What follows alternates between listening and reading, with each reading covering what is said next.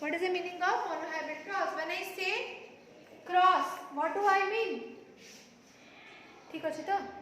But when I say cross, what is the meaning of cross? Cross means the reproduction between two organisms, or the mating, or the breeding. And in genetics, how do we symbolize a cross? Putting a symbol of cross, is not it? Clear? Now what is monohybrid? Mono means what? Single. So when the two organisms are crossed taking a single character, it is called monohybrid cross. Is that clear? Write it down. The cross between two organisms. The cross between two organisms. The cross between two organisms when a single character is considered. When a single character is considered. When a single character is considered, it is called monohybrid cross. It is called monohybrid cross. Is that clear? Next, write down. For example,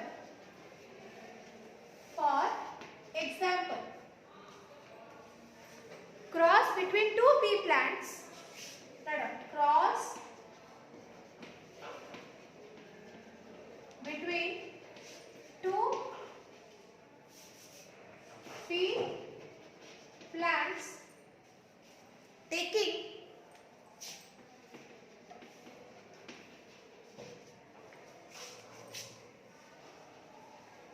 height of the stem. Is my writing visible to all? Yes. Taking height of the stem as character. Okay. Cross between two pea plants taking height of the stem as character. Clear? So what character? I told you single character we will choose. So which character we have chosen? Height of the stem. In which plant? Pea plant. Because Mendel, you know the father of genetics? Gregor Johann Mendel. Gregor Johann Mendel was a geneticist. He was a mathematician also. So he did lot many breeding experiments. Breeding experiments means the cross between the pea plants. Basically he chose the pea plants because it was readily available. It can be taken care easily. It can be handled easily. And this pea plant had annual life cycle, or it was a short lifespan. Is not it? The life cycle was annual, means once a year it will grow, bloom into flowers, will produce the fruits, and then it will die. That means you have not to wait for years and years for the flowers to come, then the seeds to come, because from the seeds you will have new plants. So you have to wait for many days. But this plant only, its life cycle was once a year, or it was an annual plant. Clear? It was a bisexual plant. Means in the same flower you find the male part, also the female part. The male part is the stamen. Stamen consists of anther and filament. Clear? This we have discussed. Is not it? The female flower.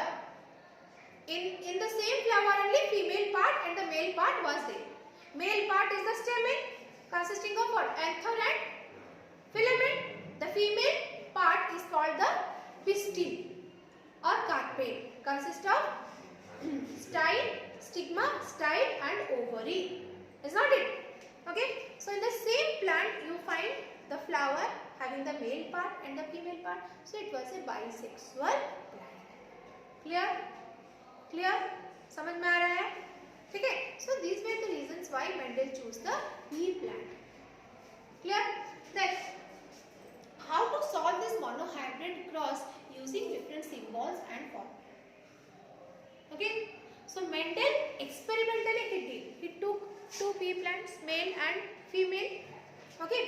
Then he mated or he did the breeding experiment between them. Then after that, what we will get? The male gamete, female gamete will fertilize to become the zygote. Zygote zygote will become the embryo. This all happens inside the ovary of the female part of the flower, is not it? The ovules will turn into seed. Inside the seed you find the embryo, and this seed will germinate. The embryo gives you the future plant. So this might have taken minimum some years for Mendel to get the new plants from the female and the male plants, is not it? Could you follow? But how to symbolize those in formulas and to get and to solve the monohybrid cross, that part we will solve here. समझ में आया? Okay. So character we have chosen height of the stem. In which plant? Pea plant. Okay. Now the next thing comes. When I say height of the plant, it is a character. Now what is a trait? Always remember the character can have two forms or more than two forms. Any character of your body, say hair color, your skin color, your height, will have at least two different forms, each character, or more than two forms. Like for example, height. It has two forms, tall and dwarf. Is not it? Possibility will be what? One will be tall and dwarf. है कि नहीं? So these two are called the traits. So in the height of the stem, tall and dwarf is called as what? The traits. Now, what is contrasting traits? Always the trait will be opposite. If one is tall, another will be the opposite, means dwarf. So it is contrasting traits. Clear? Is that clear? Now how can I represent the tall and dwarf symbolically? Okay. Now this tall and dwarf is also called phenotype. Why phenotype? Phenotype means what you see, the character which you see is the phenotype. The observable characters are the phenotype. Tall and dwarf, looking into the plant, you can say it is tall, it is dwarf. So this tall and dwarf can also be called as phenotype or contrasting traits. समझ में आया? Now how to represent this phenotype? What I will do? Out of these two contrasting traits, this is called the dominant. This is called the dominant trait. समझ में आया? Contrasting traits, out of these two, one is called dominant trait and one is called the recessive trait. Now why I have written dominant, recessive? What do I mean by dominant trait and recessive trait? Because dominant, why it is called dominant? Because this tallness, this trait is always expressed in the offsprings. In the new plants that Mendel got, this tallness was always expressed.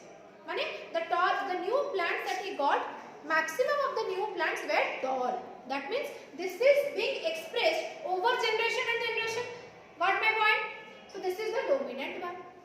The one which is not expressed more is expressed but not like that of this dominant one. That is the recessive trait. So that is dwarf. Is that clear to all? समझ में आया? Is it clear to all? Now how to represent this symbolically? For this, one term is there called genotype.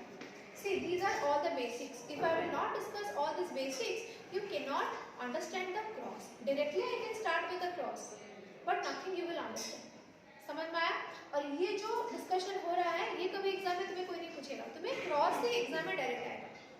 समझ में आया?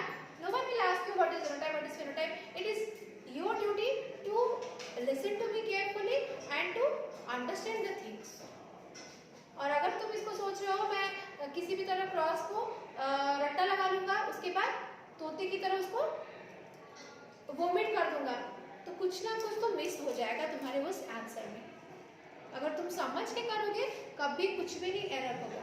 It will be error free. If it will rote it, then definitely there will be something you will be skipping or something, some mistake you will do. समझ में आया? इसलिए समझो. जो नहीं समझ में आ रहा है हाथ उठाओ, बार बार पूछो, but pay your attention over here. Barun, pay your attention here. Clear? Now how to represent these two, dominant trait and recessive trait, in the form of the symbols. Okay, for that what we have, okay, let me tell about this genotype. What is genotype? Genotype is the genetic constitution of this phenotype. Means for this tallness and dwarfness there must be some gene responsible which is being controlling the height of the stem. All the characters in your body, in plants, all different characters that we have, that is all regulated or controlled by the genes. Is that clear? Is that clear? Now that gene has again two forms, two alternative forms. Okay, which is called allele. Which is called allele. The two alternative forms. This is alternative. ALT I have written. Alternative forms of gene is called allele. So this allele can be of two types. One is dominant allele, one is recessive allele. Clear? One is dominant allele, one is recessive allele. Clear? One is dominant allele, one is recessive allele. Clear? समझ में आया? See here, dominant trait tall, recessive trait dwarf. But dominant allele is something different. Are you getting my point? Dominant trait is tall, recessive trait is dwarf. But to represent this dominant trait and recessive trait, we have dominant allele and recessive allele. Sorry, is that clear? समझ में आ रहा है? Again I repeat. This is the character. Characters can be of two because characters two means contrasting traits.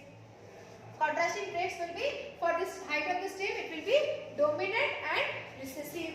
Dominant one is your tall, recessive one is your dwarf. But I have to represent this.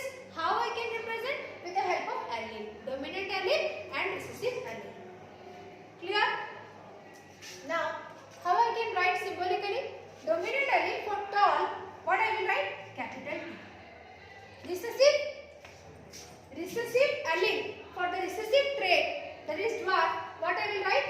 Small t. समझ में आया? Capital T and small t. Clear? Clear?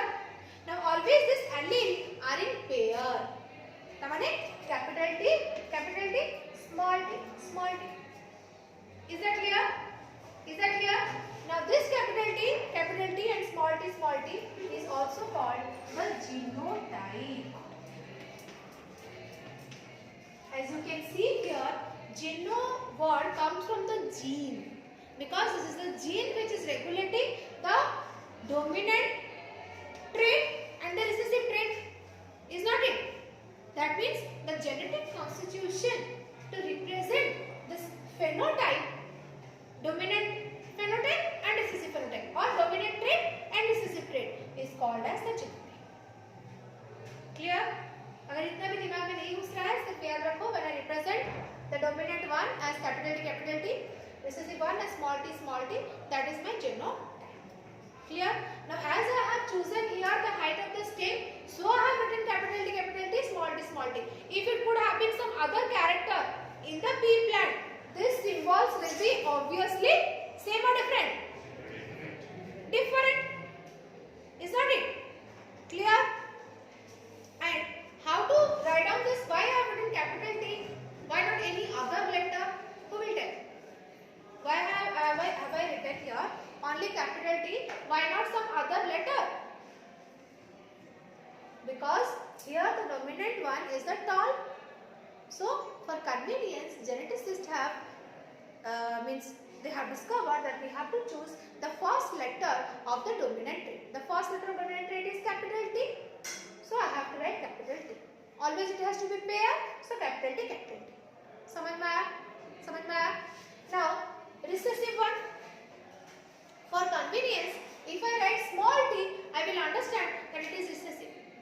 So already these have been designed by the geneticist. This is not I am deciding I will write capital T or small t.